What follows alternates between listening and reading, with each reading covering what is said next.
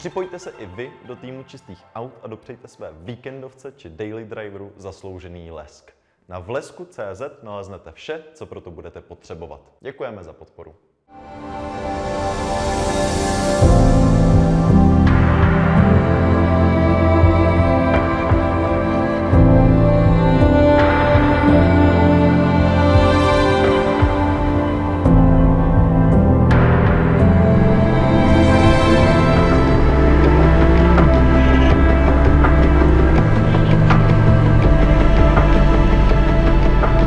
Ahoj, já jsem Marián Krejčí, předseda Supercars Club CZ.sk a dneska se budeme bavit o novém stroji Maserati MC20.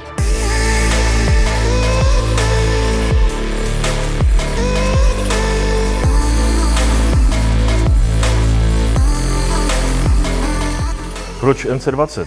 No, to je otázka. Já sám ani nevím, ale nevím. V podstatě Maserati jako značka, to Maserati, italský Maserati, to byl jsem v jejich továrně, auta se mi líbily, ale prostě nebylo tam auto, které by mě nějakým způsobem oslovilo. Měl jsem Levante S, bylo za mě jedno z nejlepších aut, které jsem měl, co se týče SUV, a byl jsem hodně spokojený, ale prostě chybělo tam nějaké takové ten špek, takové to auto, které by mi oslovilo a řeklo mi, wow, tohle chci. Když přišlo tohle, tak jsem si řekl, ano, to je to auto, které mě posadilo na zadek. Ale zase, šestiválec, jo, byla to taková ta láska na druhý pohled, nebyla to ta láska na první pohled, že řekneš, ano, tohle to chci a přesto vlak nejede.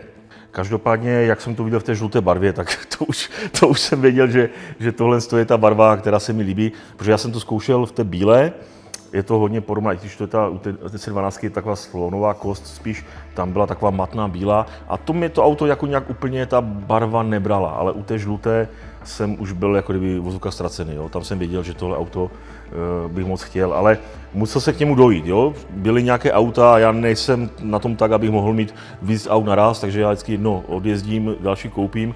A když přišla nabídka na to za dobrý peníz, za ceník, jo. Ty auta šly na ceník, já jsem ho mohl mít za ceník, funglovka, tak jsem si řekl, OK, není co řešit, jdeme do Maserati.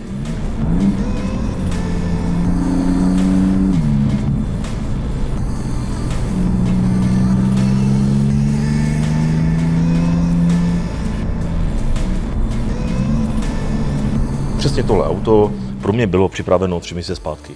Já jsem měl prodávat jeden projekt, měl z toho něco zbýt, říkám, hele, udělám si radost, jo. Já většinou během těch let, když se mi něco podařilo, tak jsem si vždycky udělal nějakou radost, jo, ať to bylo auto, hodinky, já nevím, něco, jo. Prostě si odmění sám sebe, že se něco v tom biznesu podařilo. Tak jsem řekl, ano, to auto chci, dovezte mi ho, když to nevyjde, tak prostě se prodá a tak dále. Ten biznis z nějakého nedůležitého důvodu jako nevyšel. A to auto bylo prostě v autosalonu a pořád se nějak neprodávalo. A já jsem jednoho dne přišel do AR Cars a to auto tam stálo. A najednou ten den tam odjíždělo asi 6 aut. To odjelo Lambo, Porsche, Jaguar, další Lambo. A najednou to auto tam stálo úplně kdyby samotné. A já jsem říkal, hej, to něco znamená, jo? Tak jsem na tím začal přemýšlet a prostě intuitivně jsem se rozhodl, že ho vezmu. Na minutu, prostě v tu chvíli udělejte mi pojistku, auto beru. Okamžitě udělali pojistku, dali mi tam zelenou převozku a s tím autem jsem vyjel. Já jsem tam přijel na myčku s Astonem, auto jsem nechal umýt a odjel jsem z Maserati.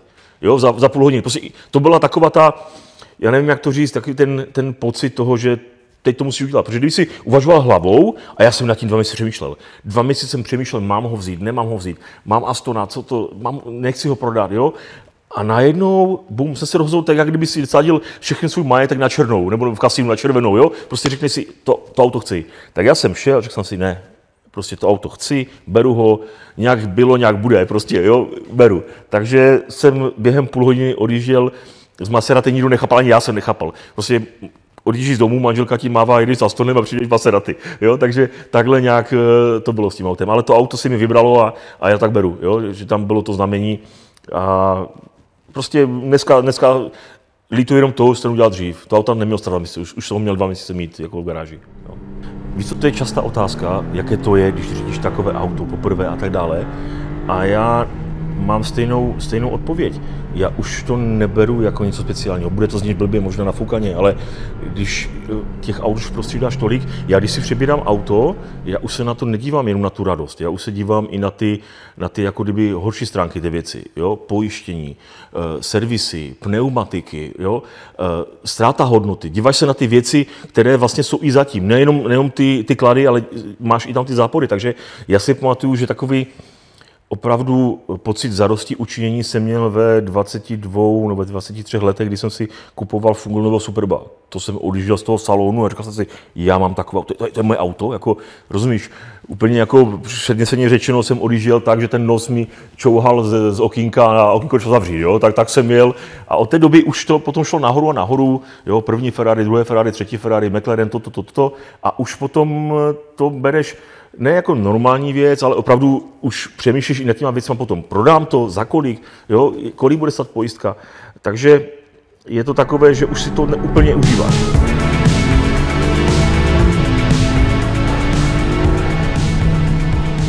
Dobrá otázka. Plusy a minusy toho auta.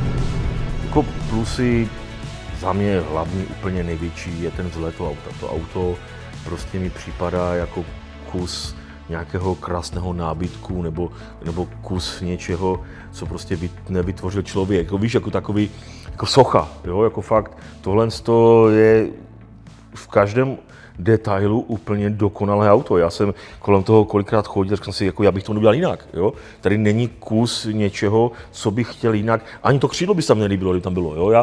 Já fakt jsem chodil a říkám si, ty blaho, dobře, může se bavit, že by tam chtěl karbon nebo něco, jo, ale jako designově to auto, za mě pecka, ty dveře, jo, jako já jsem si říkal, super, to auto je jako neskutečné, to jede, za prvé to fantasticky jede, za druhé to fantasticky zatáčí a za třetí se v tom fantasticky člověk cítí, jo, jako opravdu má pocit, že to auto má pod kontrolou a že ho nemůže nějakým způsobem úplně vykývat, jo, že to auto je, jako součástí toho auta, si sedneš, a v podstatě ten volant je tam, kde má být, pedály jsou tam, kde mají být. Jo, takový ten první pocit, jsou auta, u kterých si nezžiješ. Si sedneš a pořád hledáš tu pozici a pořád ji nemůžeš najít. Jo? Pak ji najdeš a pak to odveze na myčku, frajer s tím pohne a zase si už tam, kde jsi byl, to máš vždycky nervy. Jo? Ale u tady toho auta ne, tady si sedneš a i kdyby to 10krát si s tím něco předělal, já si to na 11. udělám hned na poprvé úplně perfektně. Tak jako ta pozice v tom je úžasná.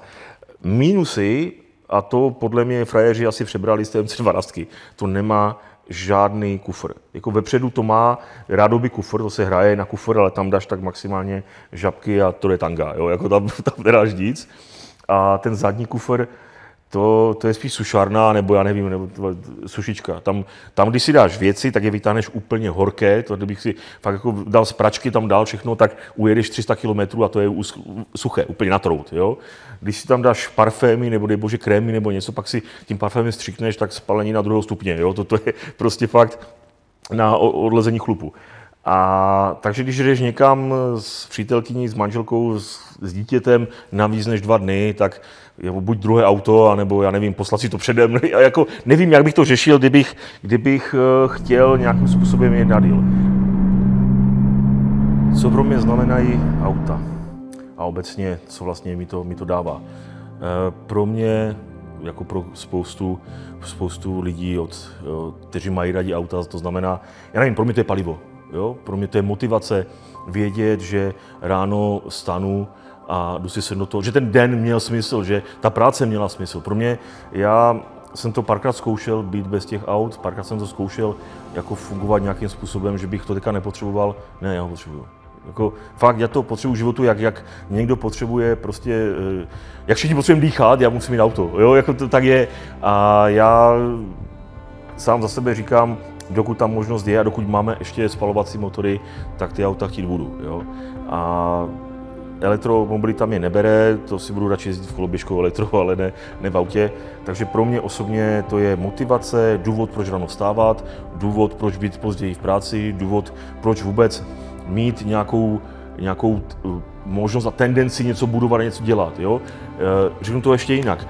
Když podnikám od 18 let a pokud bych si nemohl dovolit sporták, tak je něco špatně.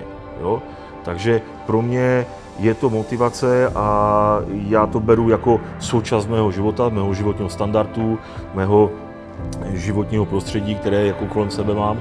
A je to člen rodiny, jo? Jako já si už sám dneska sebe po těch 10 letech moc nedovedu představit, že bych měl být bez nějakého lepšího auta. Jo? Já to prostě potřebuju k svému životu. Kdo mě zná, tak ví, že já jsem do aut hodně zapálený a dělám všechno pro to, aby ty auta měl. A doufám, že budu dělat i dál všechno pro to, aby ty auta byly.